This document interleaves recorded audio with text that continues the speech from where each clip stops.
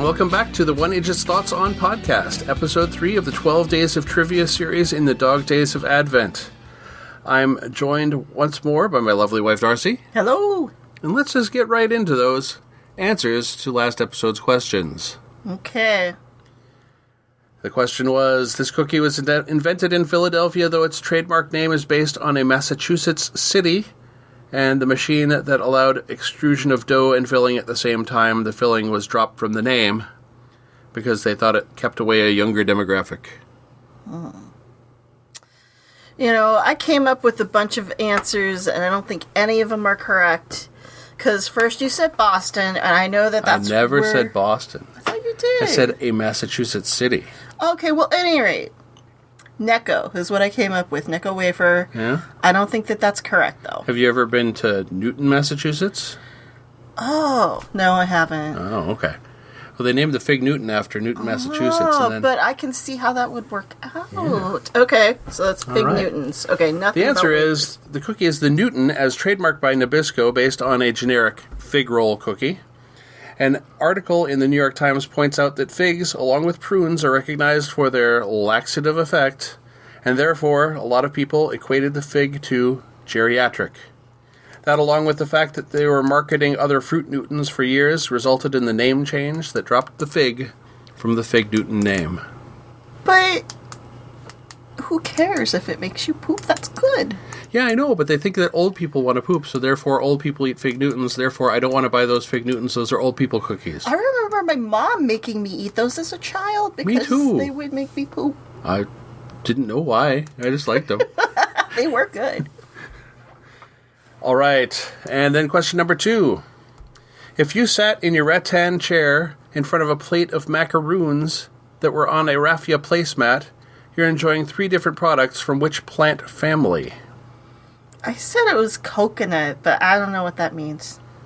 The rattan chair, the raffia placemat, and the macaroon cookie are all products of the palm family. Palm. In order, the rattan palm, the raffia palm, and the coconut palm in the case of the macaroon. Okay. I was kind of right. Yes. And lastly, this fruit is composed of drupelets, can be found in trailing, thornless, or erect varieties, among others, and is distinguished by the fact that the torus picks with it. The Taurus? Mm-hmm. T-O-R-U-S. I have no idea. The answer is the blackberry, which is classified as an aggregate fruit. The little individual bits of blackberries and raspberries are known as drupelets. Speaking of raspberries, the torus, or stem, stays with the plant when the berries are picked, for raspberries, but the stem stays with, or picks with, a blackberry. Okay, I know what the answer is, though, for the other part. Yeah? Yeah, well, so I'm going to give give everyone a chance now. Last chance time.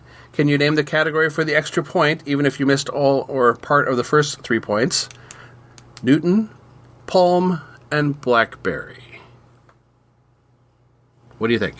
Those are devices that you... Yeah. Early devices for... Personal digital assistants. That's what I'm trying to say. Palm, blackberry, and Newton should have brought you around to the PDA for the extra point. The term PDA for personal digital assistant was first used at the 1992 Consumer Electronics Show in Las Vegas by Apple CEO John Sculley, in reference to the Apple Newton, though other similar products had been previously available prior to the actual term. Not as much of a holiday theme, I suppose, though I suppose a few of our listeners may have padded down the stairs to find baby's first Palm Pilot next to a plate of cookie crumbs and an empty milk glass. I don't think so. Maybe. So after the answers to these, your total possible cumulative points from all of the answers is 8. I still have 2! Yay! So easy enough so far. I'm not certain if every day will ramp up in difficulty over the course of the Dog Days of Advent, but I think you might find things more difficult today. I think these are already pretty hard, Paul. So. All right, well, people might be calling for my head after all of this. Well, I wouldn't call for your head, but I might tell you that you're a bit of a know-it-all. But we all knew that. For the following questions, I'll give you the hint ahead of time that only parts of some of the answers are relevant to earning the extra point. but it remains up to you to figure out which parts. All right. On to the questions for this episode. I think this could be a little harder, possibly on a generational level. I may offer some bonus points when I give the answers next time. We'll see. So first, name the first U.S. president who was born in a hospital.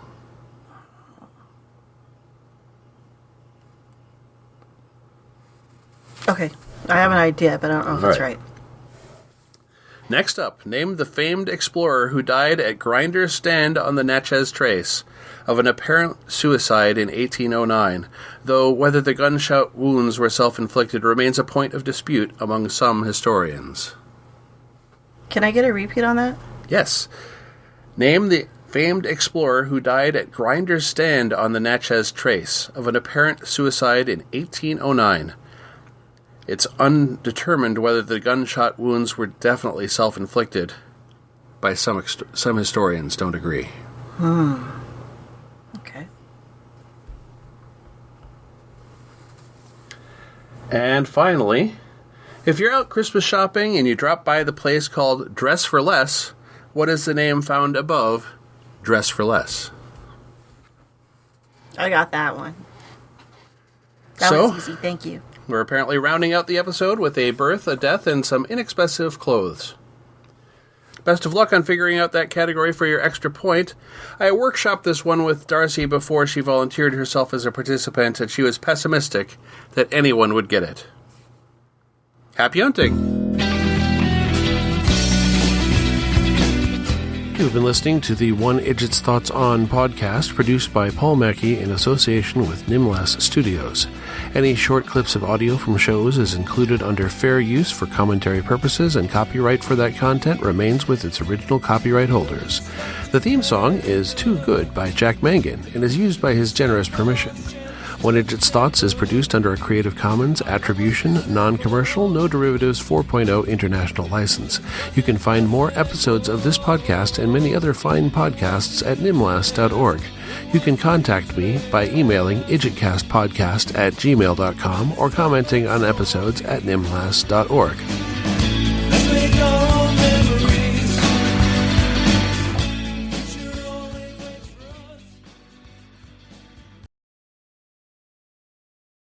Secret bonus category A number 3 is Space Hawk.